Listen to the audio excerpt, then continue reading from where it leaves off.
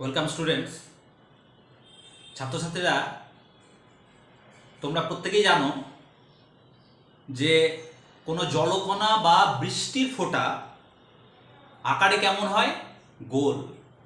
তো ছাত্রছাত্রীরা, তোমরা কি জানো যে এই বৃষ্টির ফোঁটা কেন এইরকম আকারে গোল হয়? তোমরা দেখে থাকবে যে যখন জলের উপর এক ফোঁটা তেল পড়ে যায়, হয়তো দেখা যাচ্ছে পুকুরে স্নান করতে গেছো, সেখানে এক ফোঁটা তেল যদি জলের উপরে পড়ে বা এমনি গ্লাসের জলের মধ্যে এক ফোঁটা তেল দিলে সঙ্গে সঙ্গে দেখবে সেই তেলটা জলের উপরিতল বরাবর ছড়িয়ে পড়ছে। তো তোমরা কি জানো যে কেন বৃষ্টির ফোঁটা এরকম আকারে গোল হয়? তেল কেন জলের উপরে পড়লে সঙ্গে সঙ্গে জলের উপরিতল বরাবর ছড়িয়ে পড়ে? এছাড়াও ছাত্রছাত্রীরা দেখে থাকবে, তোমরা জানো যে আমাদের যখন জামা কাপড় ময়লা হয় তখন সেই জামা কাপড়গুলো পরিষ্কার করি আমরা কিভাবে? নিশ্চয়ই শুধু জলের মধ্যে আমরা জামা কাপড়গুলোকে ডুবিয়ে পরিষ্কার করি না। তার জন্য দেখবে জলের মধ্যে একটু সাবান বা একটু সার্ফ দিয়ে সেই সার্ফ জলের মধ্যে যদি আমরা জামা কাপড়গুলোকে ডুবিয়ে রাখি, কিছুক্ষণ ডুবিয়ে রাখলেই দেখবে যে সেই জামা কাপড়গুলো থেকে ময়লা বেরিয়ে গেছে এবং জামা কাপড়গুলো ধপধপে পরিষ্কার হয়ে গেছে। সেই সঙ্গে সঙ্গে যদি জলটা আবার একটু গরম করো, অর্থাৎ উষ্ণ জলের মধ্যে তুমি যদি এই সার্ফ বা সাবান বা সোডা দাও, তাহলে দেখবে আরো ভালো পরিষ্কার হচ্ছে জামা কাপড়গুলো। তাহলে কেন এরকম হয়? এর পিছনে আমাদের ফিজিক্সের কোন ঘটনা দায়ী? কোন ঘটনা এর ব্যাখ্যা দিতে পারে? এছাড়াও তোমরা দেখে থাকবে যে কিছু জলচর প্রাণী রয়েছে বা জলের উপরে থাকে, দেখবে কিছু পোকা বা মশা বা মাকড়সা, এরা দেখবে জলের উপর দিয়ে হেঁটে চলে যায়। তুমি যদি পুকুরের ধারে যাও, দেখবে হয়তো কিছু মাকড়সা বা জলের কিছু পোকা রয়েছে যারা জলের উপর দিয়ে দৌড়ে চলে যাচ্ছে। তাদের দেখে তুমি যদি জলের উপর দিয়ে দৌড়াতে যাও, তাহলে তোমার কি অবস্থা হবে বুঝতেই পারছো। তাহলে সেই পোকাগুলো জলের উপর দিয়ে দৌড়ে যেতে পারছে, অথচ আমরা পারছি না কেন? কি কারণের জন্য এটা হয়ে থাকে? এছাড়াও তোমরা প্রত্যেকেই লক্ষ্য করবে যে যখন আমরা কোনো সূচের পিছনে যখন সুতো পরাতে যাই, দেখবে সুতোটাকে প্রায়শই আমরা কিন্তু অজান্তে একটু মুখের লালারস দিয়ে একটু ভালো করে একটু ভিজিয়ে নিই। ভালোভাবে একটু ভিজিয়ে নেওয়ার পর আমাদের কিন্তু এই সূচের মধ্যে সুতোটা পরানো অনেক সহজ হয়ে যায়। তাহলে কেন আমরা এইরকম লালারস দিয়ে সুতোর অগ্রভাগটাকে ভিজিয়ে নিই? এর পিছনে এক বিশেষ আমাদের ঘটনা দায়ী। এক তরলের এক বিশেষ ধর্ম এই সমস্ত প্রশ্নের যে উত্তর, তার ব্যাখ্যা বা সেই উত্তরের পিছনে একটা বিশেষ আমাদের ফিজিক্সের বা তরলের এক বিশেষ ঘটনা দায়ী। সেই ঘটনাটাই হচ্ছে আমাদের সারফেস টেনশন, বা যাকে বলি আমরা পৃষ্ঠ টান। নাম থেকেই পরিষ্কার ছাত্রছাত্রীরা, পৃষ্ঠ টান মানে এটা একটা পৃষ্ঠের টান। যে কোনো তরলের ধর্ম বলছে তরল পৃষ্ঠটাকে সবসময় টান টান করে রাখতে, তরল পৃষ্ঠের ক্ষেত্রফলটা যতটা পারা যায় টান টান করে পৃষ্ঠের ক্ষেত্রফলটাকে সংকুচিত করতে, পৃষ্ঠের ক্ষেত্রফলটাকে তারা গুটিয়ে রাখতে চায়। তরলের এই বিশেষ ধর্মটাকে বলি সারফেস টেনশন বা পৃষ্ঠ টান। এটা শুধু জল নয়, যে কোনো তরলের মধ্যে এই ধর্মটা রয়েছে এবং সমস্ত তরলের এই ধর্ম কিন্তু বা এই প্রপার্টি কিন্তু এক নয়। কারো ক্ষেত্রে পৃষ্ঠটান একটু বেশি, কারো ক্ষেত্রে পৃষ্ঠটান কম। তো ছাত্রছাত্রীরা, আমাদের আজকের আলোচ্য বিষয় সেই সারফেস টেনশন বা পৃষ্ঠটান, এবং আমরা যে যে প্রশ্নগুলো রাখলাম, যে যে ঘটনাগুলো তোমাদের সামনে তুলে ধরলাম, তার সমস্ত ব্যাখ্যা আজকে দেব। তো নিশ্চয়ই তোমরা সঙ্গে থাকবে, এবং যদি এই ধরনের ভিডিও বা এই ধরনের ক্লাস তোমাদের ভালো লেগে থাকে, অবশ্যই চ্যানেলটা আমার সাবস্ক্রাইব করবে। তো ছাত্রছাত্রীরা, প্রথমেই আমাদের একটু জেনে নিতে হবে যে এই যে সারফেস টেনশন বা পৃষ্ঠটান আসলে কি। আগেই বললাম যে যে কোনো তরলের ধর্মই হচ্ছে তার পৃষ্ঠতলটাকে একটা টান টান রবারের মেমব্রেনের মতো বজায় রাখতে চায়।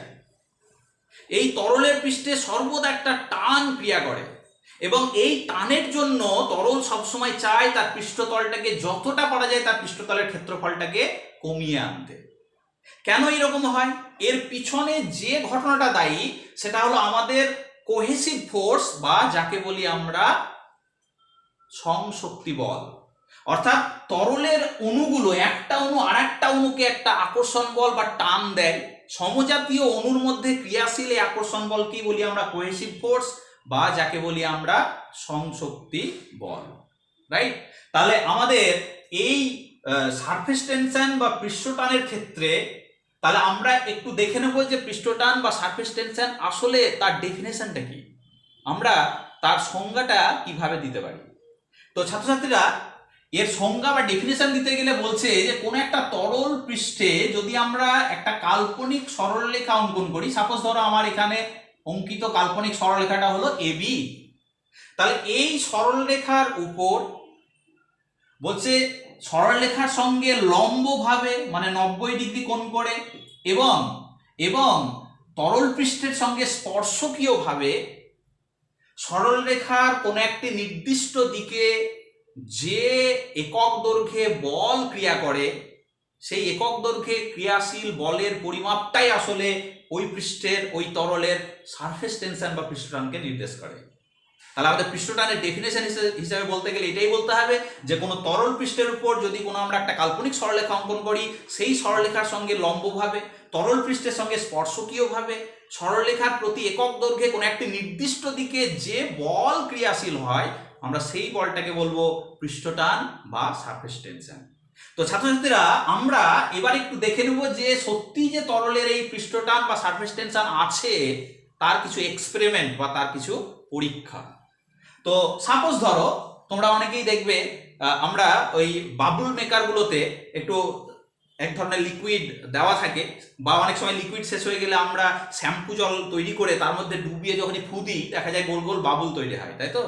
তো সেই ধরনের আমি একটা ধাতব তারের রিং তৈরি করেছি, সেই রিংটার মাঝখানটা ফাঁকা রয়েছে। আমরা কি করলাম, এই রিংটাকে একটু সাবান জল বা শ্যাম্পু জলের মধ্যে ডুবিয়ে দিলাম। তাহলে ডুবিয়ে নিলে কি হবে? ডুবিয়ে নিলে এই রিংয়ের মধ্যে একটা ফিল্ম বা একটা পাতলা সর বা একটা পর্দা তৈরি হবে সাবান জলের, রাইট? এবার আমরা কি করলাম, একটা সরু সুতোর একটা লুপ, সেই লুপটাকে আমরা এই ফিল্ম বা মেমব্রেনের উপর, সরের উপর আমরা রেখে দিলাম। তাহলে সে এলোমেলো ভাবে ছড়িয়ে থাকবে।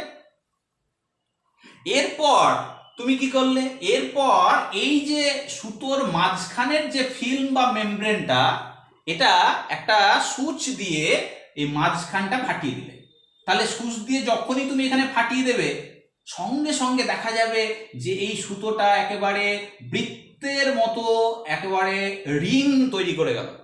দেখো ছাত্রছাত্রীরা, যখন মাঝখানে এই সর বা ফিল্মটা ছিল তখন কিন্তু এই সুতোর লুপটা আঁকা বাঁকা অবস্থায়, অর্থাৎ তুমি যেভাবে রেখেছিলে সেইভাবেই ছিল, কিন্তু যখনই তুমি মাঝখানটা ফাটিয়ে দিলে তখন দেখা যাচ্ছে এটা একেবারে রিং, একেবারে বৃত্তের মতো একেবারে টান টান হয়ে গেল। তো এটা কেন হয়? এই পরীক্ষা থেকে আমরা ব্যাখ্যা দিতে পারি যে তরলের পৃষ্ঠটান আছে। দেখো কিভাবে ব্যাখ্যা দেওয়া যায়। দেখো, আমাদের যখন এই লুপটা ছিল, অর্থাৎ মাঝখানেও যখন আমাদের এই সাবান জলের ফিল্মটা ছিল, তখন কি হচ্ছিল, আমাদের এই মাঝখানেও সাবান জলের অণু ছিল, এই দিকেও দেখো সাবান জলের অণু ছিল। তাহলে এই সাবান জলের অণু কি করছে, একটা পৃষ্ঠটানের জন্য এই দিক বরাবর একটা বল দিচ্ছে। আবার দেখো বাইরের সাবান জলের অণুগুলো সেটাও পৃষ্ঠটানের জন্য বাইরের দিকে একটা বল দিচ্ছে। ফলে দেখা যাচ্ছিল যে এই সুতোর উপরে, এই যে সুতোটা আঁকা বাঁকা অবস্থায় ছিল তার উপরে লব্ধি বল কত ছিল? 0 ছিল। এবার তুমি কি করলে, এবার যখন মাঝখানের ফিল্মটাকে ফাটিয়ে দিলে একটা সরু সুচ দিয়ে, তখন মাঝে আর ফিল্ম নাই। তাহলে মাঝের এই যে ভেতরের দিকের কেন্দ্র বরাবর যে বলটা ছিল সেই বলটা ভ্যানিশ হয়ে গেল। শুধু বলটা রয়েছে কোন দিকে? বলটা রয়েছে দেখো রিং এর দিকে, বাইরের দিকে বলটা রয়েছে।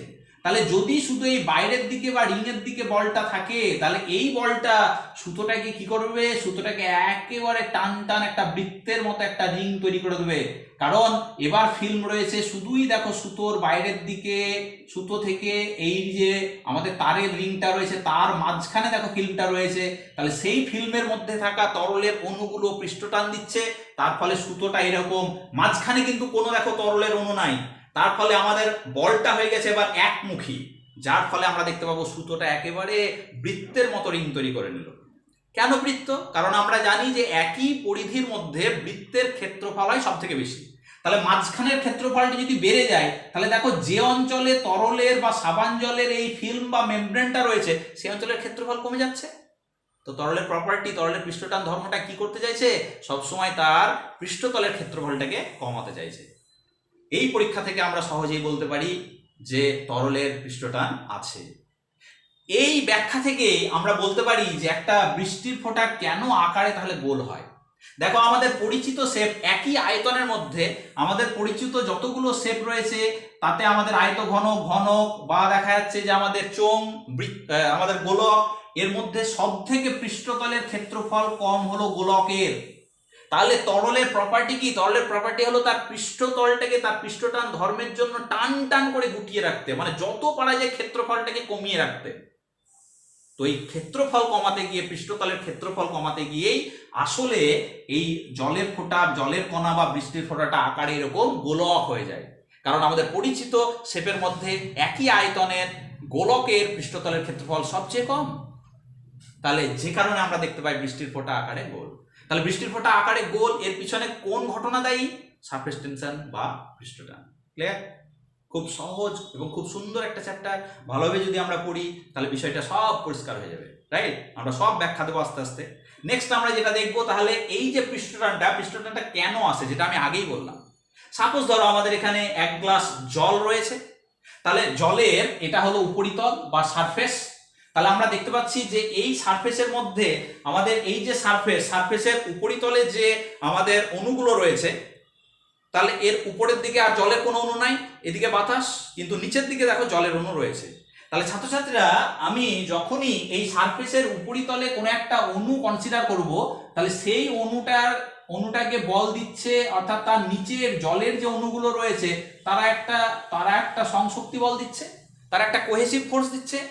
তার ফলে কি হচ্ছে? তার ফলে এই সারফেসের উপরে থাকা যে অণুগুলো, সেই অণুগুলোর উপরে একটা নিচের দিকে লব্ধি বল ক্রিয়া করছে। বলটা কোন দিকে? নিচের দিকে। এই বলটাই আসলে সারফেস টেনশনের জন্ম দেয়। তুমি অন্যদিকে দেখো, তাহলে স্যার ভেতরে থাকা অণুগুলোর কি কোনো সারফেস টেনশন নেই? বলছে না। জলের ভেতরে থাকা অণুগুলোর উপর দেখো এই লব্ধি বলটা কত হয়ে যাচ্ছে? লব্ধি বলটা হয়ে যাচ্ছে 0। কিভাবে?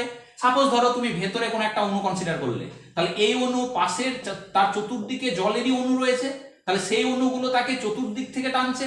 তাহলে এই যে অণুটা, তার উপর তাহলে লব্ধি বল কত হয়ে গেল? তাহলে লব্ধি বলটা হয়ে গেল 0। তার মানে ভেতরে, জলের ভেতরের অণুগুলো, সেক্ষেত্রে কিন্তু তার লব্ধি বল হয়ে যাচ্ছে 0। তার মানে পৃষ্ঠটান শুধুমাত্র এটা পৃষ্ঠের টান। এই বলটা শুধুমাত্র তরল বা লিকুইডের সারফেসে কাজ করে, ভেতরে কিন্তু এই বলটা 0 হয়ে যাচ্ছে। আমরা এই ব্যাখ্যা থেকে সহজেই বলতে পারি যে কিভাবে তাহলে শুধুমাত্র টানটা পৃষ্ঠে কাজ করছে। বোঝা গেছে? তাহলে পৃষ্ঠের অণুগুলোর উপর দেখো নিচের দিকে জলের অণুগুলো একটা বল দিচ্ছে, কিন্তু উপরের দিকে দেখো জলের কোনো অণু নাই, তার ফলে উপরের দিকে কেউ বল দিচ্ছে না। তার ফলে এর উপরে লব্ধি বল 0 নয়, লব্ধি বলটা কাজ করছে একটা, যার ফলে তরলের উপরে পৃষ্ঠটা টান টান অবস্থায় থাকতে চায়। কিন্তু তুমি যদি তরলের ভেতরের কোনো একটা অণুর কথা বলো, তাহলে সেই অণুর চতুর্দিকে, উপরে নিচে বামে ডানে, তার চতুর্দিকে কিন্তু তরল বা জলেরই অণু রয়েছে, সেই অণুগুলো চতুর্দিকে তাহলে বল দিচ্ছে। তার ফলে ভেতরে থাকা অণুর লব্ধি বলটা 0, কিন্তু পৃষ্ঠে থাকা জলের বা তরলের অণুর লব্ধি বল কিন্তু 0 নয়। ক্লিয়ার? তাহলে এখান থেকে আমরা ব্যাখ্যা দিতে পারি যে আসলে সারফেস টেনশনের পিছনে রয়েছে আমাদের কোহেসিভ ফোর্স। এর জন্য যে দায়ী সেটা হলো আমাদের এই সংশক্তি বল, বা যাকে বলি আমরা কোহেসিভ ফোর্স, যেটা সারফেস টেনশনের জন্ম দেয়। ক্লিয়ার? নেক্সট আমরা যে জায়গা নিয়ে আলোচনা করব সেটা হলো আমাদের এই সারফেস টেনশন, বা আমরা যেটা বলছি পৃষ্ঠটান। এই পৃষ্ঠটানের ক্ষেত্রে আমাদের এবার শিখে নিতে হবে একক, এবং সেই সঙ্গে সঙ্গে আমরা মাত্রা। তো আমরা প্রথমেই একটু মাত্রাটা বলে নিই। দেখো আমরা কি দেখতে পাচ্ছি, তাহলে সারফেস টেনশন, ছাত্রছাত্রীরা এখানে সারফেস টেনশনকে আমরা ইন জেনারেল টি দ্বারা ডিনোট করব। সারফেস টেনশন মানে কি? সারফেস টেনশন মানে বল বাই ক্ষেত্রফল, অর্থাৎ এটা বল বাই দৈর্ঘ্য, মানে একক দৈর্ঘ্যে ক্রিয়াশীল বল। আমরা শক্তি দিয়ে বললে যেটাকে আমরা একক ক্ষেত্রফলে শক্তি বলে থাকি। আমরা একটু পরেই যাচ্ছি। সারফেস এনার্জি যখন ধারণাতে যাব। তাহলে পৃষ্ঠটান মানে আমরা কি ডেফিনেশন দিলাম, একক দৈর্ঘ্যে কোন একটা নির্দিষ্ট দিকে ক্রিয়াশীল বল, রাইট। তাহলে বল বাই দৈর্ঘ্য, বলকে আমরা দৈর্ঘ্য দিয়ে ভাগ করে দাও। তাহলে তুমি যদি মাত্রার কথা বলো, মাত্রা মানে দেখো উপরে বলের মাত্রা, বলের মাত্রাতে কি আসবে, M L T to the power -2, এটা বলের মাত্রা। আর নিচে একটা দেখো দৈর্ঘ্যের মাত্রা, দৈর্ঘ্যের মাত্রা মানে শুধু এল, দেখো এল এল কেটে যাচ্ছে, তার মানে আমাদের মাত্রা হিসাবে আমরা পাচ্ছি M T to the power -2। এটা হলো আমাদের পৃষ্ঠটান বা সারফেস টেনশনের ডাইমেনশন, মাত্রা। এবার তুমি যদি বলো একক কি হবে, একক মানে খুবই সহজ একক, উপরে বলের একককে নিচে দৈর্ঘ্যের একক দিয়ে ভাগ করে দাও। বলের একক সিজিএস পদ্ধতিতে আমরা ফোর্স বা বলের একক যেটা বলি সেটা হলো ডাইন, তাহলে উপরে থাকছে ডাইন, আর নিচে থাকবে দেখো দৈর্ঘ্য মানে সেন্টিমিটার, তাহলে ডাইন পার সেন্টিমিটার বা ডাইন centimetre two the power -1। SI পদ্ধতিতে এককটা কি হয়ে যাবে, এসআই পদ্ধতিতে হয়ে যাবে দেখো নিউটন পার মিটার, মানে নিউটন পার মিটার বা newton metre to the power -1। Clear, খুবই সহজ। সারফেস টেনশন মানে বল বাই দৈর্ঘ্য, প্রতি একক দৈর্ঘ্যে পৃষ্ঠতলে ক্রিয়াশীল বলটাই হচ্ছে সারফেস টেনশন। নাম থেকেই মনে থাকবে, সারফেস টেনশন, কোথাকার টেনশন, সারফেসের টেনশন। পৃষ্ঠটান, কোথাকার বল, পৃষ্ঠের বল, সেটাই হলো আমাদের পৃষ্ঠটান। ক্লিয়ার। নেক্সট আমরা যেটা দেখব সেটা হলো আমাদের এবার শিখতে হবে এখান থেকে এই যে সারফেস এনার্জি বা আমরা যেটাকে বলি পৃষ্ঠ শক্তি। এই পৃষ্ঠ শক্তি বিষয়টাও আমাদের এখানে খুবই প্রাসঙ্গিক। তাহলে ছাত্রছাত্রীরা তোমরা প্রত্যেকেই বুঝতে পারছো যে আমাদের এই তরলের সারফেস, সেই সারফেসে একটা কি কাজ করে, টান কাজ করে। তোমরা দেখবে আমাদের যখন বেলুন ফেটে যায়, বেলুনের যে পাতলা মেমব্রেন পাওয়া যায়, সেই মেমব্রেনটাকে তুমি যখন টান দাও তখন বড় হয়, আবার ছেড়ে দিলে কি হবে, ছেড়ে দিলে দেখবে সংকুচিত হয়ে যায়। তুমি ভাবো যে তরলের পৃষ্ঠটা ওই রকম একটা ফাটা বেলুনের একটা মেমব্রেনের মতো, তার মানে সেখানেও কিন্তু একটা টান কাজ করছে। তাহলে ছাত্রছাত্রীরা ওই বেলুনের মেমব্রেনটাকে তুমি যখন বড় করতে যাও, তাহলে বড় করতে গেলে তোমাকে তার একটা স্থিতিস্থাপক বলের বিরুদ্ধে তোমাকে বড় করতে হচ্ছে, টেনে বড় করতে হচ্ছে। তার মানে সেখানে তোমাকে সেই বলের বিরুদ্ধে একটা কি করতে হয়, কার্য করতে হয়। এক্স্যাক্ট সেইভাবেই আমরা এখানেও বলতে পারবো যে তরলের ক্ষেত্রে তরলের পৃষ্ঠতলকে তুমি যদি তার ক্ষেত্রফলটাকে বাড়াতে চাও, তাহলে কিন্তু তোমাকে এই যে পিঠের বা পৃষ্ঠের টান বা বল মানেই যেটা সারফেস টেনশন, সেই বলের বিরুদ্ধে তোমাকে একটা কার্য করতে হবে। তাহলে ছাত্রছাত্রীরা সেই যে কার্য, তুমি যে এই তলটাকে বড় করতে গেলে যে কার্যটা করছো, তাহলে সেই কার্য করতে গেলে তোমাকে একটা শক্তি দরকার, এবং সেই যে শক্তিটা তুমি দিচ্ছ সেই শক্তিটা তরল পৃষ্ঠে আসলে স্থিতিশক্তি রূপে সঞ্চিত থাকে। আমরা তরল পৃষ্ঠের প্রতি একক ক্ষেত্রফল বৃদ্ধিতে যে পরিমাণ কার্য করতে হয় বা যে পরিমাণ শক্তি সঞ্চিত থাকে, আমরা সেটাকেই বলবো সারফেস এনার্জি বা পৃষ্ঠ শক্তি। তাহলে আমাদের এই যে সারফেস এনার্জি বা পৃষ্ঠ শক্তি, এটা হলো মোট যে আমরা ওয়ার্ক ডান বা মোট যে এনার্জিটা পাচ্ছি প্রতি একক ক্ষেত্রফল বৃদ্ধিতে তোমাকে মোট যতটা কার্য করতে হচ্ছে, আমরা সেটাকেই বলবো ওই তরল পৃষ্ঠের পৃষ্ঠ শক্তি। তো পৃষ্ঠ শক্তি মানেই কিন্তু একক ক্ষেত্রফলের শক্তি, এটা কিন্তু মাথায় রাখতে হবে। পৃষ্ঠ শক্তি মানে কিন্তু মোট শক্তি নয়, পৃষ্ঠ শক্তি মানে আমরা একক ক্ষেত্রফল বৃদ্ধিতে যে পরিমাণ কার্য করছি সেটাকে আমরা পৃষ্ঠ শক্তি বলি। তোমাদের একটা আরো সহজ উদাহরণ দিই, যখন আমরা বেলুন ফুলাই, বেলুন ফোলানোর সময় দেখবে বেলুনের মেমব্রেনের তো একটা স্থিতিস্থাপক ধর্ম রয়েছে, যে বলের বিরুদ্ধে তোমাকে যথেষ্ট ফু দিয়ে, যথেষ্ট প্রেসার, যথেষ্ট ফোর্স দিয়ে কিন্তু বেলুনটাকে ফোলাতে হয়। ঠিক একইভাবে তুমি যখন একটা বাবুল মেকার একটা বাবুল ফোলাচ্ছ, তখনও দেখবে কিন্তু ওই বাবুলের সারফেসে একটা পৃষ্ঠটান কাজ করে। বাবুলের সারফেসের ওই পৃষ্ঠটানের বা আমাদের ওই সারফেস টেনশনের বিরুদ্ধে বাবুলটাকে ফোলাতে গিয়ে আমাদের কিন্তু ফুটিয়ে একটা শক্তি বা একটা আমাদের এনার্জি দিতে হয়, একটা শক্তি আমাদের খরচ হয়, রাইট। তাহলে তুমি ওই সারফেসটাকে ফোলানোর জন্য বা বড় করার জন্য একক ক্ষেত্রফলে যে পরিমাণ শক্তি প্রয়োগ করছো, যে পরিমাণ কার্য করছো, সেটাই হলো ওই সারফেসের সারফেস এনার্জি। নিশ্চয়ই ক্লিয়ার হয়েছে? তাহলে সারফেস এনার্জি মানে প্রতি একক ক্ষেত্রফলে কৃতকার্য বা প্রতি একক ক্ষেত্রফলে সঞ্চিত পৃষ্ঠ স্থিতিশক্তি, যেটাকে আমরা সারফেস এনার্জি বা পৃষ্ঠ শক্তি বলি। আমরা এবার শিখে নেব যেটা এই সারফেস এনার্জি বা পৃষ্ঠ শক্তির তাহলে একক পাবে। একক হিসেবে বলতে গেলে তাহলে বুঝতেই পারছো, উপরে শক্তি বা কার্যের একক, নিচে ক্ষেত্রফলের একক। তাহলে সিজিএস পদ্ধতিতে এককটা হয়ে যাবে, দেখো কার্য বা শক্তির সিজিএস পদ্ধতির একক কি আর, আর নিচে পার্ট ক্ষেত্রফলের একক কি সেন্টিমিটার স্কোয়ার। এসআই পদ্ধতির ক্ষেত্রে ইউনিটটা কি হয়ে যাবে, উপরে চলে আসবে শক্তি বা কার্যের একক জুল, জুল পার নিচে ক্ষেত্রফলের একক কি সেন্টিমিটার স্কোয়ার, জুল পার সেন্টিমিটার স্কোয়ার। তুমি যদি এক লাইনে লেখো তাহলে আমরা আর নিশ্চয়ই বলতে হবে না, এটা জুল মিটার টু দি পাওয়ার হয়ে যাবে -2 আর এটা আর সেন্টিমিটার টু দি পাওয়ার হয়ে যাবে -2। তাহলে এখান থেকে তুমি এবার মাত্রা পেয়ে যাবে। মাত্রা উপরে দেখো কার্য বা শক্তির মাত্রা কি হয় m l square T to the power -2, আর নিচে দেখো নিচে ক্ষেত্রফলের মাত্রা মানে কি, ক্ষেত্রফলের মাত্রা মানে আবার দেখো l স্কোয়ার। তো সৌভাগ্যের বিষয় ছাত্রছাত্রী দেখো উপরের এল স্কোয়ার নিচের এল স্কোয়ার কেটে গিয়ে আসলে এটা কিন্তু m T to the power -2। বলতো m টু দি পাওয়ার -2 এই মাত্রাটা কার মাত্রা এক পেয়েছিলে, এখানে দেখো পৃষ্ঠ টানেরও কিন্তু মাত্রা m T to the power -2। আবার দেখো সারফেস এনার্জি বা পৃষ্ঠ শক্তির মাত্রাও কিন্তু m টি টু দি পাওয়ার কত, m T to the power -2। তাহলে ছাত্রছাত্রীরা আমরা দেখতে পাচ্ছি যে আমাদের এই পৃষ্ঠটান আর সারফেস এনার্জি আসলে কিন্তু একই রাশিকে নির্দেশ করে। ক্লিয়ার? কারণ এরও পৃষ্ঠটানেরও মাত্রা দেখো m T to the power -2, দেখো সারফেস এনার্জিরও মাত্রা m T to the power -2। এবার অনেকে বলতে পারে স্যার এখানে তো একক পেলাম dyne per centimetre, newton per metre, আর এখানে পেলাম erg per centimetre square, joule per metre square. তো বলো তো এটাকে ভেঙে তুমি যদি বলো জুল, জুল মানে আবার কি নিউটন ইন্টু মিটার, আর নিচে দেখো আবার মিটার স্কোয়ার আছে। তাহলে এখানে দেখো তো উপরের একটা মিটার আর নিচের একটা মিটার কেটে তার মানে তুমি কি পাচ্ছ নিউটন পার মিটার। তো দেখো তো নিউটন পার মিটার, এখানেও পেয়েছিলে নিউটন পার মিটার। তাহলে আমরা কিন্তু বলতে পারি মাত্রাগত দিক থেকে, রাশিগত দিক থেকে আসলে পৃষ্ঠটান এবং পৃষ্ঠ শক্তি, surface tension and surface energy, they are equal physical quantity. তারা কিন্তু একই ধরনের, তারা কিন্তু রাশি। ক্লিয়ার? নেক্সট আমরা যে জায়গাটায় ঢুকবো এবার আমরা দেখব তাহলে এই সারফেস এনার্জির সঙ্গে তাহলে পৃষ্ঠটান বা আমাদের মোট সারফেস এনার্জির সঙ্গে আমাদের পৃষ্ঠটানের যে সম্পর্ক আমরা সেটা একটু দেখার চেষ্টা করব। রাইট? আমরা দেখাবো যে এই সারফেস এনার্জি আর পৃষ্ঠটান আসলে এক, সেটা আমরা একটা এক্সপেরিমেন্টের দ্বারা দেখানোর চেষ্টা করব।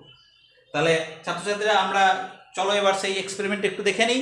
আমরা দেখে নেব যে একটা বিশেষ পরীক্ষার দ্বারা আমরা দেখাবো যে আমাদের এই সারফেস টেনশন এবং আমাদের যে সারফেস এনার্জি এটা আসলে একই, আসলে এরা অভিন্ন রাশিকে নির্দেশ করে। আমরা সেটা একটু দেখার চেষ্টা করছি। তো ছাত্রছাত্রীরা তার জন্য আমরা একটা কি নেব, তার জন্য আমরা একটা তারের তৈরি একটা PQRS এরকম একটা আয়তাকার ফ্রেম নেব। ফ্রেম এটা আমরা বানাতে পারি, বানিয়ে পরীক্ষাটা করতে পারি। তাহলে আমরা দেখাতে চাইছি যে আসলে আসলে সারফেস টেনশন এবং সারফেস এনার্জি আসলে একই রাশি। তাহলে আমরা সেই রিলেশনটা দেখার চেষ্টা করব। কার কার মধ্যে relation, relation between surface tension and surface energy. তাহলে আমরা সেই রিলেশনটা একটু প্রতিষ্ঠা করার চেষ্টা করি।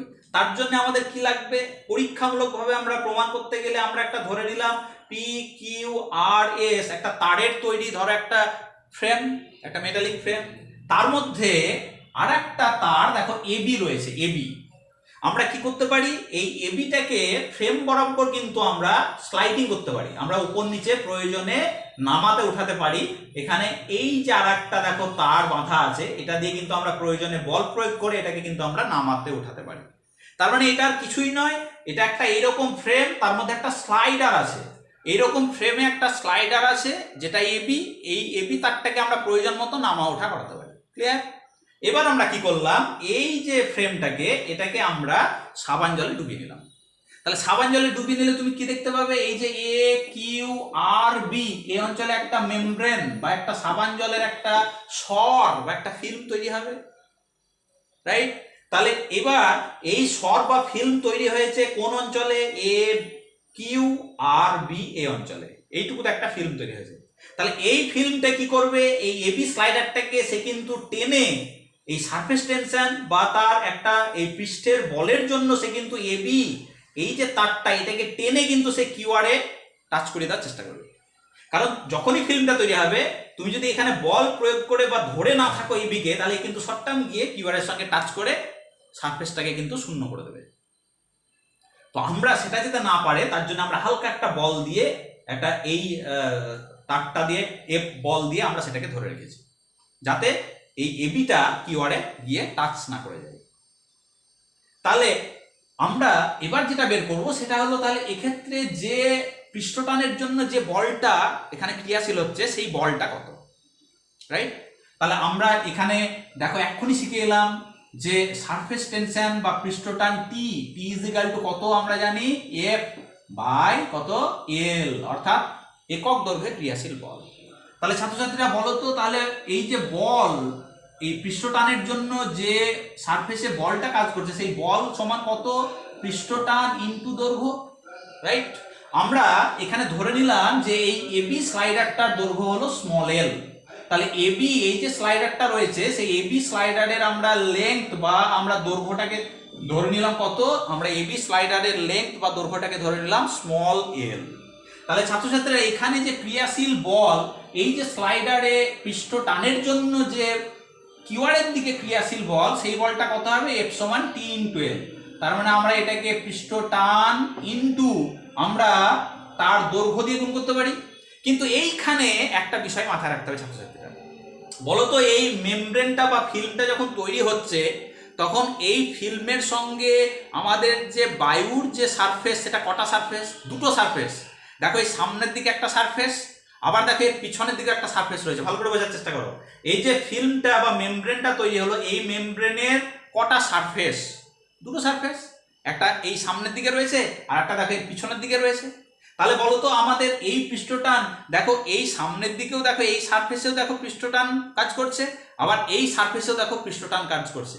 তার মানে শুধুই এল দৈর্ঘ্যে পৃষ্ঠটান কাজ করছে তা নয়, এল দৈর্ঘ্যে এদিককার জন্য তুমি যদি এল দৈর্ঘ্য ধরো, এদিককার জন্য তোমার আরো এল দৈর্ঘ্য আসবে। তার মানে তোমার এখানে মোট যে দৈর্ঘ্যটা, এই ক্যাপিটাল এল এর মানটা সেটা হয়ে যাবে 2 ইন্টু এল। 2 ইন্টু এল মানে 2 ইন্টু যেটা এবির দৈর্ঘ্য। জায়গাটা বুঝতে লিখে দেখো, আবার বলছি, কারণ আমাদের এই ফিল্মের দুটো সারফেস, তাহলে দুটো সারফেসেই আমাদের পৃষ্ঠটান কাজ করছে। তাহলে এই একটা সারফেসের জন্য যদি এল দৈর্ঘ্যে পৃষ্ঠটান হয় এফ ইন্টু এল, তাহলে আরো একটা সারফেসের জন্য এল দৈর্ঘ্যে ক্রিয়াশীল বলটা কত হবে, এফ ইন্টু এল। তার মানে মোট কত হলো, F L plus F L, মানে 2 ইন্টু এফ এল, বা আমরা যেটাকে টি ইন্টু যেটাকে আমরা 2L বলছি, রাইট? তার মানে এই ক্ষেত্রে যে ক্রিয়াশীল বল এফ, সেই এফ ইজিক্যাল টু আমরা জানি পৃষ্ঠটান ইন্টু দৈর্ঘ্য। আমরা এই দৈর্ঘ্যের জায়গাতে আমরা এই সারফেসের জন্য একবার এল দৈর্ঘ্য, এই দিককার পৃষ্ঠটালের জন্য আমরা একবার এল দৈর্ঘ্য ব্যবহার করব, আবার এই দিককার পৃষ্ঠের জন্য আমরা আর একবার এল দৈর্ঘ্য ব্যবহার করব।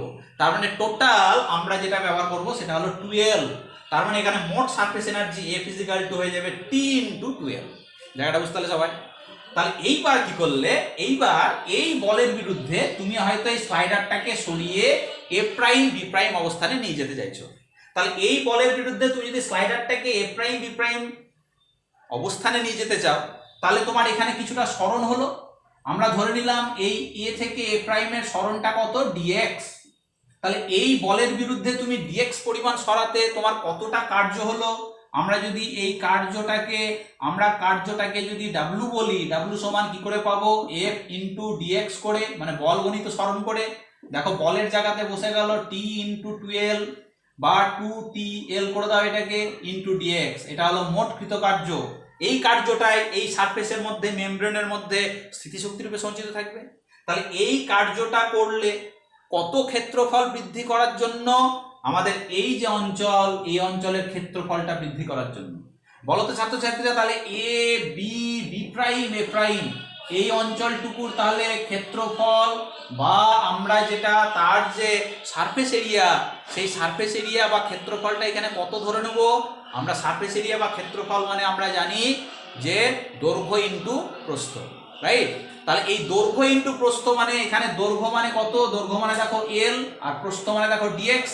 তার মানে ওই অঞ্চলের ক্ষেত্রফল, আমরা এই ক্ষেত্রফল যেটাকে আমরা এ দ্বারা ডিনোট করছি, এ ইজ ইকুয়াল টু হয়ে যাবে দেখো দৈর্ঘ্য মানে এল ইন্টু প্রস্থ মানে ডিএক্স। তো আবার ছাত্রছাত্রীরা এই যে সারফেসটুকু, এই সারফেসটুকুর কটা তল, দুটো তল, একটা এই দিককার তল, একটা এই দিককার তল। তাহলে এই দুটো তলের জন্য ক্ষেত্রফল দ্বিগুণ হয়ে যাবে। তার মানে এটাকে আমরা আবার একটা 2 দিয়ে গুণ করে দেবো, রাইট?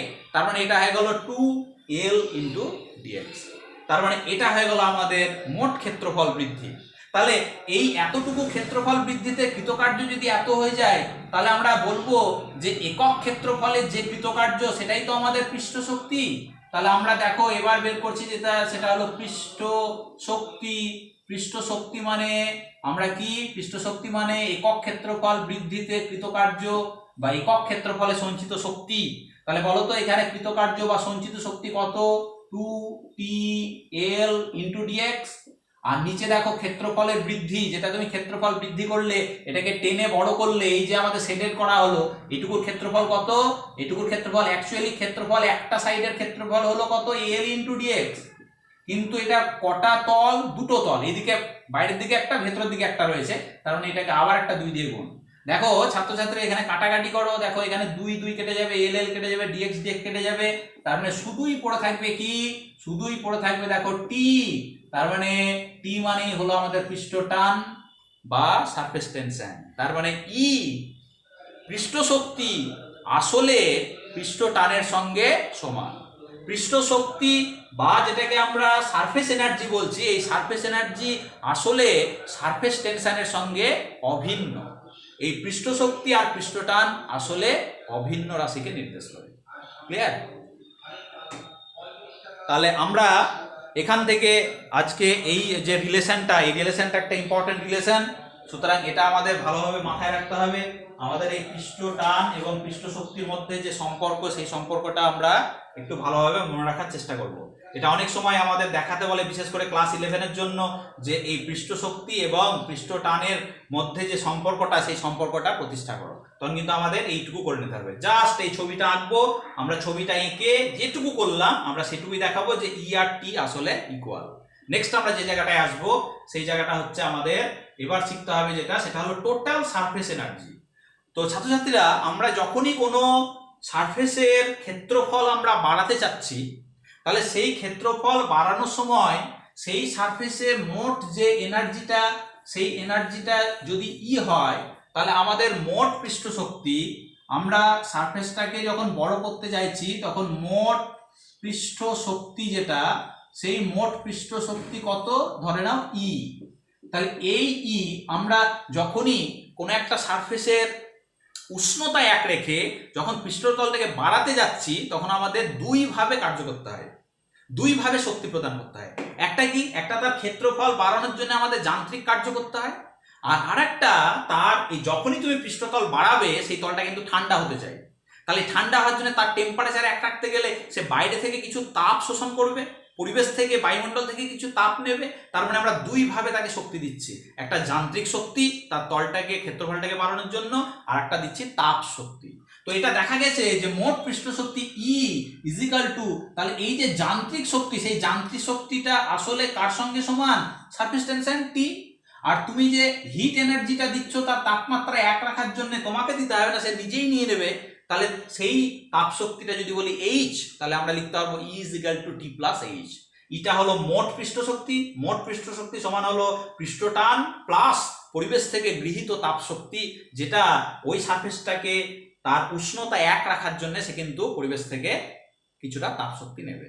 তাহলে এখান থেকে আমরা একটা জিনিস শিখে নিলাম যে কোনো তল, কোনো পৃষ্ঠের যখনই সারফেস এরিয়া আমরা বড় করতে চাই, ক্ষেত্রফল যখন বাড়াতে চাই, তখন সেই তলটা কিন্তু ঠান্ডা হতে চায়।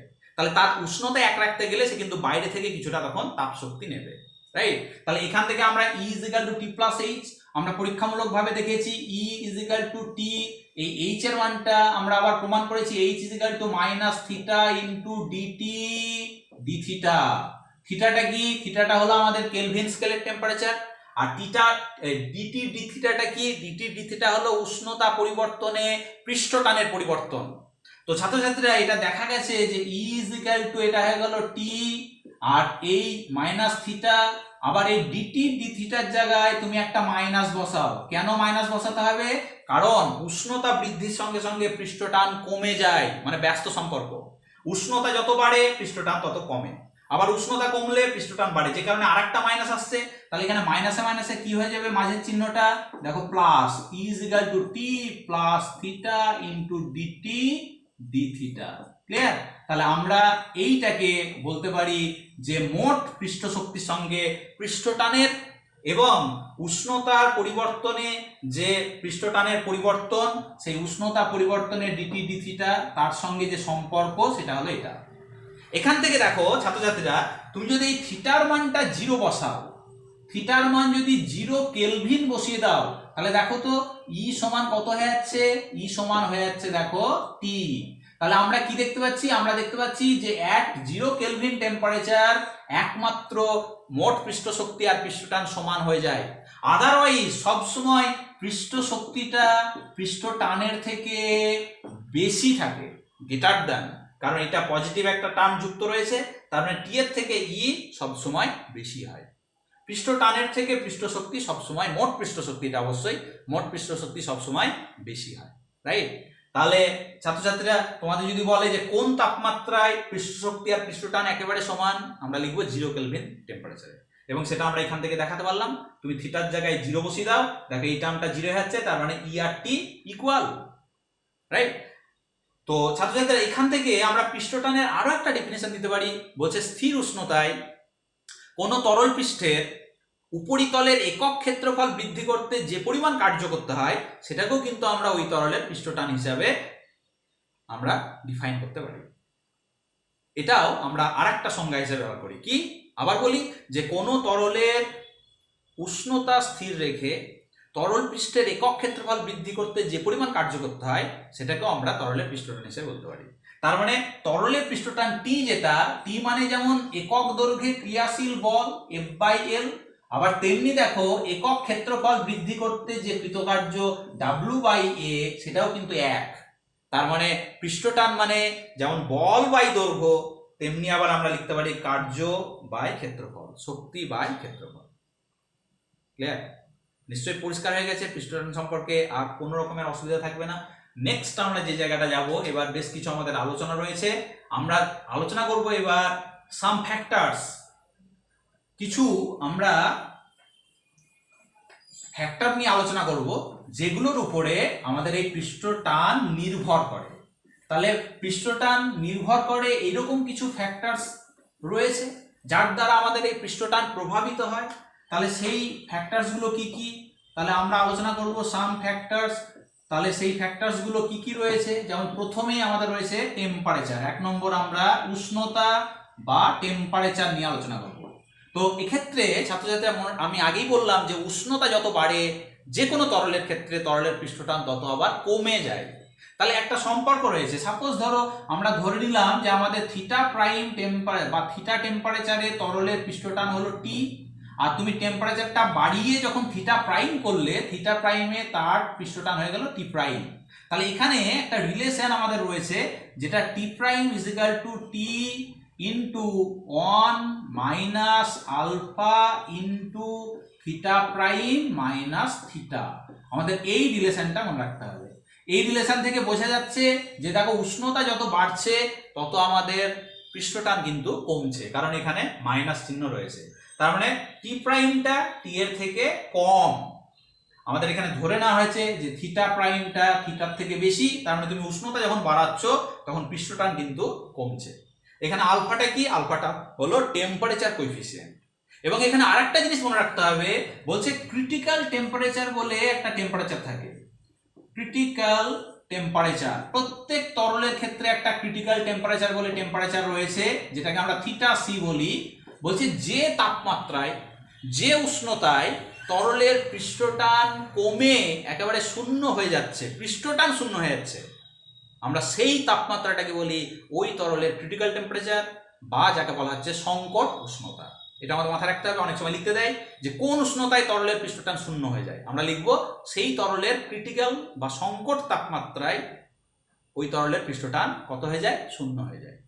ক্লিয়ার? নেক্সট আমরা যে ডিপেন্ডেন্টটা নিয়ে আলোচনা করবো সেটা হলো পলিউশন, অর্থাৎ কিছু ইমপিউরিটিজ বা পলিউশন। তাহলে এই পলিউশনের উপরেও কিন্তু ডিপেন্ড করে আমাদের এই সারফেস টেনশন। কি বলছে? যে কোনো তরল যদি বিশুদ্ধ থাকে, তার যা সারফেস টেনশন হবে, তার মধ্যে যদি কিছু ইমপিউরিটি বা কিছু পলিউটেড সাবস্টেন্স যদি মিশে থাকে, তাহলে কিন্তু তার পৃষ্ঠটানের পরিবর্তন হয়। এই পরিবর্তনটা দুই রকম ভাবে হতে পারে। নাম্বার 1 বা এ বলছে যে যদি সেটা জৈব বস্তু হয়, ভালো করে বুঝে নাও, জৈব বস্তু হলে পৃষ্ঠটানটা কি হয়ে যাবে, পৃষ্ঠটানটা কমবে। জৈব বস্তু মিশলে পৃষ্ঠটান কি হবে, কমবে। কিন্তু যদি সেটা অজৈব বস্তু হয়, অজৈব বস্তু, তাহলে সেক্ষেত্রে আবার তার পৃষ্ঠটানটা কি হয়, পৃষ্ঠটানটা তখন বাড়বে, রাইট। তাহলে আমাদের মনে রাখতে হবে যে তরলের মধ্যে যদি জৈব বস্তু ইম্পিউরিটি হিসেবে মিশে, জৈব বস্তু মানে যেমন যে কোনো ফ্যাট, চর্বি, তেল, অ্যালকোহল, এগুলো যদি মিশে বা সাবান, তাহলে বলছে তরলের পৃষ্ঠটান কমে যায়, আগেকার থেকে কমে যাবে।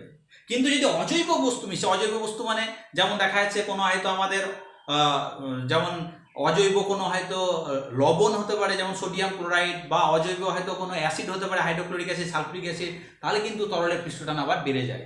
যেমন বলছে জলের ক্ষেত্রে, আমরা বিশুদ্ধ জলের ক্ষেত্রে পৃষ্ঠটান যেটা আমাদের সেটা হলো প্রায় 72 ডাইন পার সেন্টিমিটার স্কয়ার। এটা বিশুদ্ধ জলের আমাদের পৃষ্ঠটান, একটা নির্দিষ্ট তাপমাত্রা, আমরা রুম টেম্পারেচারে ধরে রাখি।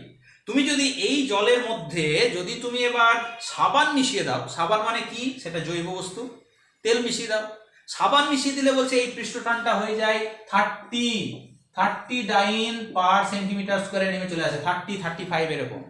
কিন্তু তুমি যদি অজৈব বস্তু যেমন লবণ, আমাদের যে টেবিল সল্ট বা খাদ্য লবণ, সেই লবণ যদি একটু মিশিয়ে দাও, তাহলে আবার তার পৃষ্ঠটান বেড়ে যায়, তার পৃষ্ঠটান বেড়ে গিয়ে কত হয়, প্রায় 82 বা 83 এরকম ডাইন পার সেন্টিমিটার হয়ে যায়।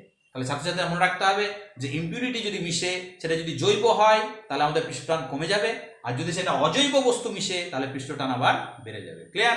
নেক্সট আমরা যে ডিপেন্ডেন্টটা নিয়ে আলোচনা করব, যে ফ্যাক্টরটি নিয়ে আলোচনা করব 3 নম্বর, সেটা হলো নেচার অফ আপার মিডিয়াম, অর্থাৎ জলের বা তরলের উপরিতলের যে মিডিয়ামটা রয়েছে, সেই মিডিয়ামের নেচারের উপর ডিপেন্ড করবে। তাহলে সেই মিডিয়ামের নেচারটা কি রয়েছে, তার উপর ডিপেন্ড করবে যে এই তরলটা পৃষ্ঠটান বেশি হবে না কম হবে। বলছে যে আমাদের শুষ্ক বায়ুতে তরলের পৃষ্ঠটান যা হবে কত, সেটা প্রায় আমরা ধরে নিই আমাদের 72 ডাইন পার সেন্টিমিটার, তাই তো। কিন্তু যদি ওই বায়ুমণ্ডলে যদি জলীয় বাষ্প ঢুকে যায়, দেখা যাচ্ছে বর্ষাকাল চলে এলো, জলীয় বাষ্প ঢুকে গেল, তাহলে সেক্ষেত্রে কিন্তু আবার পৃষ্ঠটান একটু কমে যায়। যেমন বিশুদ্ধ জলের শুষ্ক বায়ুমণ্ডলের পৃষ্ঠটান 72, এটা যখন দেখা যাচ্ছে যে আমাদের কোনো বায়ুমণ্ডলে হয়তো দেখা যাচ্ছে জলীয় বাষ্প যখন বেড়ে যাবে বর্ষাকাল, তখন কিন্তু এই পৃষ্ঠটানটা হয়ে যাবে কত, একটু কমে, তখন হয়ে যাবে 70 ডাইন পার সেন্টিমিটার। তো এখানে একটা আমাদের ডিপেন্ডেন্ট রয়েছে। আর নেক্সট আমাদের লাস্ট যে ডিপেন্ডেন্টটা, সেটা হলো আমাদের বলছে যে প্রেজেন্স অফ চার্জ, অর্থাৎ তরলের উপরিপৃষ্ঠে কিছু আধানের উপস্থিতি তরলের পৃষ্ঠটানটাকে আবার কমিয়ে দেয়। তাই বলছে কিছু আধান যদি সারফেসে যদি কিছু চার্জ চলে আসে, যে কোনো ধরনের চার্জ, পজিটিভ বা নেগেটিভ চার্জ, আধান যদি চলে আসে, তাহলে আবার তরলের পৃষ্ঠটানটা কমে যায়। ক্লিয়ার? তাহলে আমাদের এই কিছু ফ্যাক্টর, যেগুলো থেকে আমাদের বিভিন্ন ধরনের প্রশ্ন আসতে পারে শর্ট প্রশ্নের মতো, তাহলে সেগুলো কিন্তু আমাদের মাথায় রাখতে হবে। লাস্ট আমরা যেগুলো আলোচনা করব, আমরা যে প্রশ্নগুলো তোমাদের সামনে রেখেছিলাম সেই ধরনের কিছু সাম ফেনোমেনন আমরা যেগুলো ডিসকাশন করব এবার। তাহলে আমাদের যে প্রশ্নগুলো তোমাদের শুরুতেই আমি কিছু রেখেছিলাম, তার মধ্যে কয়েকটা হয়তো বলেও দিয়েছি, সেগুলোরই আমরা এবার আলোচনা করে আজকের ক্লাস শেষ করব। তাহলে আমরা আলোচনা করব সাম ফেনোমেনন,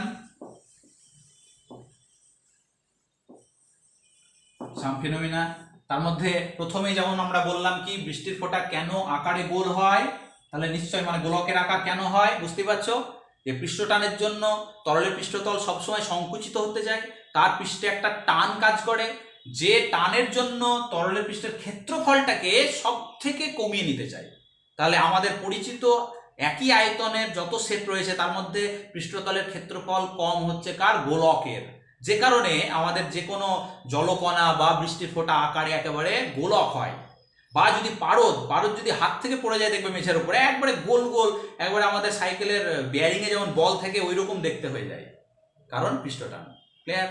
নেক্সট আমরা যেটা নিয়ে আলোচনা করব, বলছে কোনো তরলের মধ্যে যখনই এক ফোঁটা কর্পূর পড়বে, দেখা যাচ্ছে এখানে জলের মধ্যে এক খণ্ড কর্পূর তুমি ফেলে দিয়েছো, তাহলে কর্পূর কি হবে, জলে যখনই মিশবে তখন এক এক জায়গায় এক এক ভাবে, কোনো জায়গায় বেশি দ্রবীভূত হচ্ছে, কোনো জায়গায় কম দ্রবীভূত হচ্ছে। তাহলে কর্পূর যদি জলে মিশে যায়, দ্রবীভূত হয়, কর্পূর আমরা সেই তার মানে একটা জৈব বস্তু, তার মানে সেটা জলে মিশা মানে সেই অঞ্চলের পৃষ্ঠটান কি হবে, কমে যাবে। তার ফলে দেখা যাবে যে কর্পূরের কোনো জায়গায় বেশি গলছে, কোনো জায়গায় কম গলছে। তার ফলে দেখা যাচ্ছে যে এই তার চতুর্দিকে যে তরল তার পৃষ্ঠটান একটা অসম পরিবর্তন হচ্ছে, পৃষ্ঠটানের অসম একটা পরিবর্তন মানেই তার উপর একটা অসম বল কাজ করছে। তার ফলে দেখা যাবে যে এই কর্পূরের খণ্ডটা এইভাবে জলের উপরিতল বরাবর এরকম ছুটে ছুটে ছুটে ছুটে ছটফট ছটফট ছটফট করে ছুটে ছুটে বেড়াচ্ছে। দেখবে পুকুরে স্নান করতে গিয়ে যেমন একটু আমাদের সাবানের ফেনা যদি গোল করে বড়ির মতো জলের উপরে দিয়ে দাও, দেখবে সেটা আস্তে আস্তে এমনি করে এমনি নড়ে বেড়ায় চতুর্দিকে, ফটফট ফট করে ফুটে, আর দেখবে নড়ে নড়ে বেড়ায়। ঠিক একই রকম কর্পূরের খণ্ডটা এরকম জলের উপরে কিন্তু এইভাবে নড়ে নড়ে বেড়াবে, কারণ তার উপর একটা অসম বল কাজ করছে। কেন? কারণ এখানে এক এক জায়গায় এক এক ভাবে দ্রবীভূত হচ্ছে, ফলে পৃষ্ঠটানের একটা অসম পরিবর্তন হচ্ছে, তার ফলেই এই কর্পূরের খণ্ডটা ছুটে বেড়ায়। নেক্সট আমরা যেটা আলোচনা করব সেটা ছিল আমাদের এক্ষেত্রে যেমন রং তুলি। আমরা কোনো রং তুলি যখনই কোনো দেখা যায় যে জলের মধ্যে ডুবিয়ে নিই, তো আমাদের রং তুলি নেই, আমরা এখানে একটা ব্রাশ নিয়ে দেখাচ্ছি তোমার। এখানে আমাদের যে সেভিং ব্রাশগুলো, সেই ব্রাশের দেখো এই যে আঁশ বা তুলিগুলো কেমন রয়েছে, ছাড়া ছাড়া রয়েছে। কেন? কারণ এখানে কোনো লিকুইড নাই, একে কেউ টান দিয়ে এক জায়গায় করছে না, তার ফলে এখানে কোনো সারফেস টেনশন নেই বলেই কিন্তু ছাড়া ছাড়া। এবার তুমি যখনই এটাকে কোনো লিকুইডের মধ্যে, আমি এখানে জল নিয়েছি, জলের মধ্যে ডুবিয়ে ভালো করে ডুবিয়ে নাও, ডুবিয়ে নিয়ে দেখো জলের ভেতরেও কিন্তু দেখো ছাড়া ছাড়া আঁশগুলো কিন্তু ছাড়া ছাড়া, দেখো একটা একটা দেখা যাচ্ছে, জলের ভেতরেও কিন্তু আঁশগুলো ছাড়া ছাড়া। এবার তুমি জল থেকে যেই একটু ওপরে তুলবে, দেখবে সব এই দেখো এক জায়গায় হয়ে গেল, আঁশগুলো কিন্তু এবার কি হয়ে গেল, সব এক জায়গায় হয়ে গেল। তাহলে এই এক জায়গায় কেন হয়ে গেল, তারা এক জায়গায় জুড়ে গেল কেন? কারণ এখানে দেখো লিকুইডের একটা মেমব্রেন বা একটা লিকুইডের সারফেস তৈরি হচ্ছে। সেই সারফেসগুলো কি চাইছে, তার উপর একটা বল প্রয়োগ করে তাদের তলটাকে সংকুচিত করতে চাইছে। তার ফলে এই যে আঁশগুলো, সেই আঁশগুলো কিন্তু সব এক জায়গায় চলে আসছে, গায়ে গায়ে চলে আসছে, রাইট? তার মানে এখানে এর জন্য দায়ী হলো সারফেস টেনশন। তোমরা যারা রং করো তারা দেখবে রং তুলিটার আঁশগুলো এরকম ছাড়া ছাড়া থাকে, জলে ডুবানো অবস্থা তো দেখো, আবার দেখো এই দেখো আঁশগুলো কিন্তু ছাড়া ছাড়া হয়ে গেছে, একটা একটা করে দেখা যাচ্ছে, রাইট? এবার এটাকে যখনই তুমি উপরে তুলবে, রং তুলির ক্ষেত্রেও তাই হবে, যেই উপরে তুলবে দেখবে আস্তে আস্তে আঁশগুলো কিন্তু কাছে আসছে কাছে আসছে, দেখো সব চপ করে এক জায়গায় জুড়ে দিল। তার মানে এখানে এই তরল তার উপরে একটা সারফেস টেনশন দিচ্ছে, তার পৃষ্ঠতলটাকে সংকুচিত করছে, ফলে আঁশগুলোর উপর একটা বল কাজ করছে, তাদেরকে এক জায়গায় আনছে, তার ফলে এরা কিন্তু জুড়ে যাচ্ছে। ক্লিয়ার? নেক্সট আমরা যেটা নিয়ে আলোচনা করব সেটা হলো আমাদের সমুদ্রের যখন ঢেউ, সমুদ্রের মধ্যে যখন উত্তাল ঢেউ তৈরি হয়, বলছে এইরকম সমুদ্রের উত্তাল ঢেউ যখন তৈরি হয়, বড় বড় ঢেউ তৈরি হচ্ছে, তখন হয়তো কোনো হয়তো নাবিক হয়তো এরকম জাহাজ নিয়ে সমুদ্রের উপরে হয়তো পাড়ি দিয়েছে।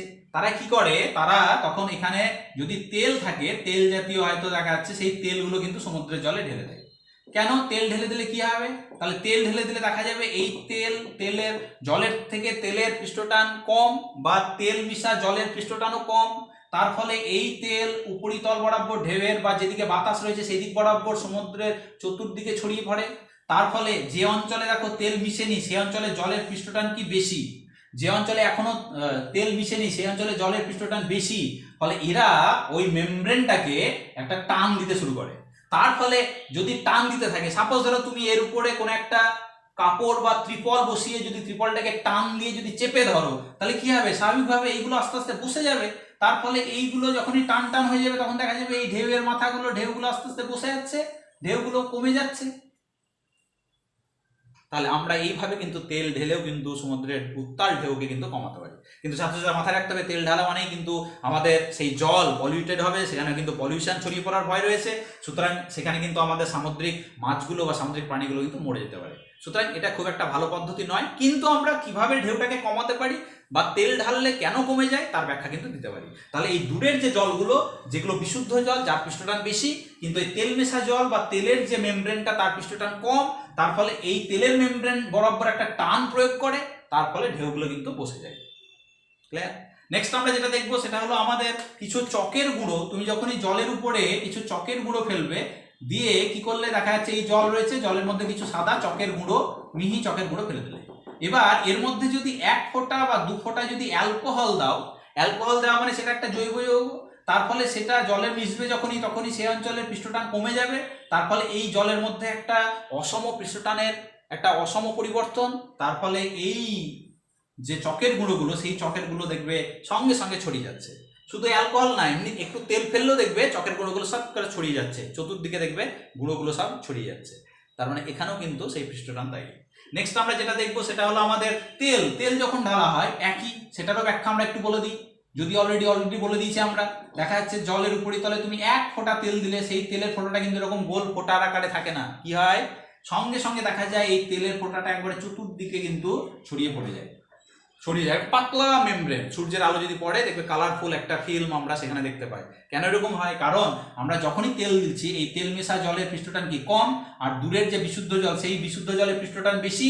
তার ফলে সেই বিশুদ্ধ জলগুলো তেলের ফিল্ম বরাবর একটা টান প্রয়োগ করে, ফলে টেনে বড় করতে থাকে আস্তে আস্তে, যত পারে একেবারে গোটা তল বরাবর জলের সারফেস বরাবর দেখা যায় সেই তেলটা কিন্তু ছড়িয়ে যায়। সারফেস টেনশন টানছে, টেনে তাকে ছড়িয়ে দিচ্ছে, বড় করে দিচ্ছে। তার ফলে তেলের অণুগুলো সারফেস বরাবর একেবারে ছড়িয়ে পড়ছে। ক্লিয়ার? নেক্সট আমরা যেটা দেখবো সেটা হলো আমাদের এই যে ছাতা বা দেখা যাচ্ছে কোনো তাঁবুর, বা দেখা যাচ্ছে যে আমাদের কাপড়গুলো থাকে, কোনো টেন্ট বা ছাতার যে কাপড়গুলো থাকে তার মধ্যে কিন্তু ছাত্রছাত্রীরা আমাদের এই সরু সরু ছিদ্র থাকে। ছাতার মধ্যে কিন্তু সরু সরু ছিদ্র রয়েছে, যার মধ্যে কিন্তু ছাতার কাপড়ে সরু সরু ছিদ্র রয়েছে, যার মধ্যে বাতাস আসা যাওয়া করতে পারে। কিন্তু যখন বৃষ্টি পড়ে, বৃষ্টির ফোঁটা সে আকারে কেমন হয়ে যায়? গোল। তার ফলে সেই গোল ফোঁটা সে কিন্তু গড়িয়ে ছাতার তল বরাবর গড়িয়ে সে কিন্তু নিচের দিকে পড়তে থাকে। তার ফলে ভেতরের দিকে কিন্তু বৃষ্টির ফোঁটা ঢুকতে পারে না। এর থেকে আরো ভালো উদাহরণ দেখবে গ্রামের যে সমস্ত আমাদের খড়ের ছাউনিযুক্ত চাল, সেই খড়ের ছাউনিযুক্ত চালে কিন্তু অনেক ফাঁক থাকে, কিন্তু তার সত্ত্বেও বৃষ্টি পড়ার সময় সেই বৃষ্টির জল কিন্তু খড়ের ছাউনির ভেতরে ঢুকতে পারে না। কেন? কারণ যখনই বৃষ্টি পড়ছে বৃষ্টির ফোঁটাগুলো পড়ার সঙ্গে সঙ্গে গোল হয়ে যায়, এবং সেই খড়ের ছাউনির চালে একটা স্লোপ থাকে, একটা নতি থাকে, ফলে সেই গোল ফোঁটা তৈরি হওয়ার সঙ্গে সঙ্গে গড়িয়ে নিচের দিকে দেখবে টপ টপ টপ টপ করে সাইড দিয়ে পড়ছে। তাহলে বুঝতে পারছো যে সেই খড়ের চালের মধ্যেও কিন্তু জল ঢোকে না। এবার তুমি বলতে পারতো স্যার এইরকম যদি চাল না করে যদি এরকম সমতল করা হতো তাহলে কিন্তু জল দাঁড়িয়ে যেত, তার ফলে সেই ফোঁটা কিন্তু ভেতরে ঢুকে যেত। তাহলে সেটা না করে আমাদের এরকম কিন্তু ঘরের যে চালগুলো সেগুলো কিন্তু এরকম স্লোপ করে দেওয়া থাকে। ক্লিয়ার? নেক্সট আমরা যেটা দেখবো আমাদের লাস্ট বিষয় সেটা হলো একটা সুচ বা একটা ব্লেড। যখন আমরা জলের উপরে ছেড়ে দিই, আলতোভাবে ছেড়ে দিলে সেটা দেখবে ভেসে থাকে। কিভাবে ভেসে থাকে তোমাদের আমি এক্সপেরিমেন্ট একটু সহজে দেখানোর চেষ্টা করছি। আমাদের সাপোজ ধরো এই জল, তার মধ্যে একটা পরিষ্কার তেলবিহীন একটা তুমি ব্লেড নিয়েছো। দেখো ব্লেডটা কিন্তু মেটালের তৈরি, তার সত্ত্বেও এটাকে তুমি যদি আলতো করে ছেড়ে দাও, আলতো করে ছেড়ে দিলে এটা কিন্তু একটু অসুবিধা হচ্ছে আমার, এটা কিন্তু ভেসে থাকে। দেখো জলের মধ্যে ব্লেড ভাসছে, এটা ভাবা যায়? কারণ এটা মেটালের তৈরি, কিন্তু ডুবে যাওয়ার কথা ছিল, তার ডেনসিটি বেশি, তার সত্ত্বেও কিন্তু সে ভেসে থাকছে। ভেসে থাকার কারণ কি? ওই তল জলের যে সারফেস, যে কোনো লিকুইডের ক্ষেত্রে সারফেসটা কিন্তু একটা টান করা রবারের মেমব্রেনের মতো কাজ করে। যেমন কোনো বাড়ির অনুষ্ঠানের সময় আমাদের যে সামিয়ানা বা ত্রিপলগুলো টাঙানো থাকে তার উপরে দেখবে বাচ্চারা অনেক সময় ঢিল ফেলে, সেই ঢিলগুলো যেমন গড়ে গড়ে বেড়ায় ত্রিপলের উপর দিয়ে, ভেতরে পড়তে পারে না, ঠিক জলের উপরিতলটার সাপেক্ষে এই ব্লেডটা বা সুচটা সেরকম একটা ঢিলের মতো কাজ করছে। ফলে সে ভেতরে যেতে পারছে না, কারণ টান তার ওজনের বলটাকে, ওজনজনিত বলটাকে সে কিন্তু ওপরের দিকে ধরে রাখছে। রাইট? দেখো এটাকে যদি হালকা তুমি উপর থেকে একটু ডুবিয়ে দাও, দেখবে একটু ডুবিয়ে দিলে সে কিন্তু তলায় চলে গেল, আর কিন্তু উঠতে পারবে না, কারণ আমরা পৃষ্ঠটানের বিরুদ্ধে একটা এক্সেস বল দিয়ে দিয়েছি। তার ফলে সে কিন্তু আর সেই পৃষ্ঠটানটা তাকে ধরে রাখতে পারলো না। তার মানে এই ব্লেড বা সুচকেও এরকম ভাসিয়ে রাখা যাবে। তো সেগুলো কিন্তু আমরা জলের মধ্যে আলতোভাবে ফেললে সেটা ভেসে থাকে। এই ভেসে থাকার পিছনে দায়ী কে? ভেসে থাকার পিছনে দায়ী হলো আমাদের পৃষ্ঠটান। লাস্ট ব্যাখ্যা আমরা সেটা বলেই শেষ করবো আজকে। সাপোজ ধরো আমাদের এখানে আমাদের রয়েছে সেই ব্লেড, একটা ব্লেডের মধ্যে, তাহলে আমরা এই জলের মধ্যে আমরা ব্লেডটাকে আলতো করে যখন ভাসিয়ে দিই, তাহলে দেখা যাচ্ছে আমাদের এই জলের তলে তুমি ব্লেড বলো বা সুচ বলো, যাই বলো না কেন, যখন এটা ভাসিয়ে রাখো তখন দেখো তার ওজন কিন্তু খাড়া নিচের দিকে কাজ করছে।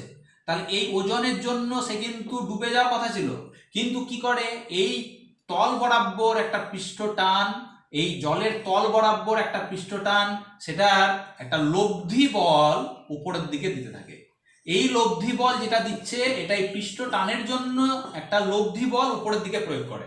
তার ফলে এই ব্লেডের উপরের দিকে যেহেতু লব্ধি বল বা সূচের উপরের দিকে লব্ধি বলটা এই ওজনটাকে ধরে রাখছে, তার ফলে ওজনের জন্য নিচের দিকে ডুবে যাচ্ছে না, এই পৃষ্ঠ টানের জন্য তাকে ধরে রাখছে। এবার তুমি যদি এই পৃষ্ঠ টানের থেকে একটু বেশি বল যদি দিয়ে ডুবিয়ে দাও, দেখবে সেটা ওজনের জন্য তখন নিচের দিকে ডুবে যাবে, আর উঠে আসতে পারবে না। খুবই খুবই ইন্টারেস্টিং একটা চ্যাপ্টার বা খুবই ইন্টারেস্টিং একটা টপিকস আলোচনা করলাম। ক্লাস 11 এবং ক্লাস 10-এর 9, ক্লাস 11 এবং 9 উভয় ক্লাসেরই কাজে লাগবে। তো আশা করি সবাই বুঝতে পারবে। তো আজকের মতো এইটুকুই।